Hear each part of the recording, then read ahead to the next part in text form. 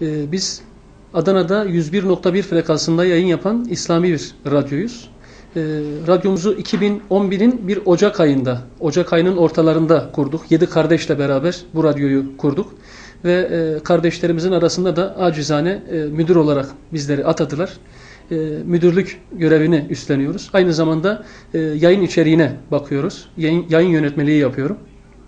Tabii radyoyu kurmamızdaki amaç hakkın yolunda, halkın hizmetinde olmaktır. Bu bir hizmettir. Çünkü günümüzde kitle iletişim araçları gerçekten önemli. İşte radyo, televizyon, gazete, dergi bunlar. Tabii bunların arasında radyonun da çok büyük bir önemi var. Niye diye soracak olursanız, yani bugün araçlarda çok fazla radyo dinleniyor. Yani kardeşlerimiz işlerine giderken, işten dönerken bu yol mesabesinde, bu yol güzergahında sadece dinleme aracı, iletişim aracı radyo. Tabii bunun yanı sıra bir de aynı zamanda iş yerlerinde dinleyen kardeşlerimiz çoğunlukla radyolarla iştigaller. Tabii günün yorgunluğu var, günün yoğun temposu var. Bu tempo içerisinde radyo gerçekten vazgeçilmez bir iletişim aracı. Kardeşlerimiz arıyorlar, ilahiler istiyorlar, işte sohbetleri dinliyorlar, ezanların takibini yapabiliyorlar. Böylelikle iş yerlerinde de gerçekten dinlenilen bir araç.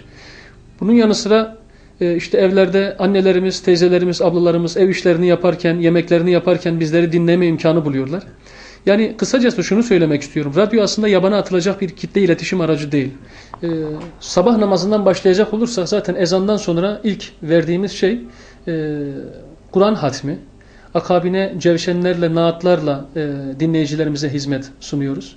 Tabii sadece bunlar değil, günün önemli gelişmelerini, haberleri takip etme noktasında dinleyicilerimize duyurmak açısından sabah 8'den itibaren 1,5 saatlik bir haber programımız var. Hayırlı Sabahlar adında bir haber programımız var. Haber programımızın akabine zaten bu bilgileri verdikten sonra az önce de söylemiştim. İş temposunda yoğun bir şekilde çalışan kardeşlerimiz oluyor. Onların bir nebze de olsa böyle motive etmek adına bir istek programımız var. Akabine Efendimizin hayatını anlatan, hayatını içeren Aydınlığa Doğru programımız devam ediyor. Bizleri arayıp namaza başladıklarını söyleyenler bile var. Örtündüklerini söyleyenler bile var. Tabii az önce başta söylediğim gibi biz hizmet amaçlı kurulduğumuzdan dolayı bu tür sözleri de duyunca, dinleyicilerimizden gelen bu tür şeyleri duyunca hoşumuza gidiyor. Dinleyici kitlemiz hem şehir içinden ayrıca hem şehir dışından da çok yoğun bir şekilde mesajlarımız geliyor. Hatta yurt dışından bile mesaj gönderen kardeşlerimiz var. Ben şunu da gördüm aslında bu istek programlarında.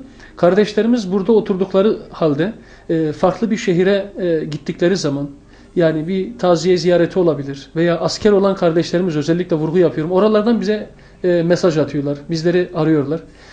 Tabii seviniyoruz, yani bizi unutmamaları, başka şehire gittikleri halde bizi unutmamaları bizleri sevindiriyor. Tabii bunun yanı sıra dinleyicilerimizin bize olan teveccühünü ben şuna bağlıyorum.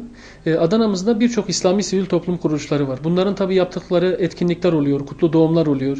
Bize geliyorlar ve biz de bunları hiçbir şekilde geri çevirmiyoruz. Hepsine yardımcı olmaya çalışıyoruz. Zaten amacımız hizmet amaçlı kurulduğumuzdan dolayı hepsinin etkinliklerine eşit mesafede yaklaşmaya çalışıyoruz. Evet, reklam konusunda dinleyici bize güveniyor aslında. Biz de firmaların bize güven vermesini istiyoruz. Sadece dürüstlük, doğruluk, güvenilirlik esas değil. Bunun yanı sıra yani İsrail mallarının, ABD mallarını biz kesinlikle boykot ediyoruz. Onların mallarını hiçbir şekilde vermiyoruz. Buna rağmen bu kadar sessici davranıyoruz. Hamdolsun Rabbimiz bize rızkını gönderiyor.